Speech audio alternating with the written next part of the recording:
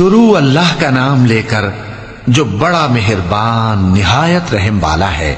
جو لوگ کافر ہیں یعنی اہل کتاب اور مشرک، وہ کفر سے باز رہنے والے نہ تھے یہاں تک کہ ان کے پاس کھلی دلیل آ جائے، یعنی اللہ کا ایک پیغمبر جو پاک اوراق پڑھ کر سناتا ہے جن میں مستحکم آیتیں لکھی ہوئی ہیں، اور اہل کتاب جو فرقوں میں بٹے ہیں تو دلیل واضح کے آنے کے بعد ہی بٹے ہیں، حالانکہ ان کو حکم تو یہی ہوا تھا کہ اللہ کی عبادت کریں، اطاعت کو اسی کے لیے خالص کرتے ہوئے یکسو ہو کر، اور نماز قائم کریں اور زکوٰۃ دیں، اور یہی مضبوط اصولوں والا دین ہے۔ جو لوگ کافر ہیں یعنی اہل کتاب اور مشرک، وہ دوزخ کی آگ میں پڑیں گے اور ہمیشہ اسی میں رہیں گے۔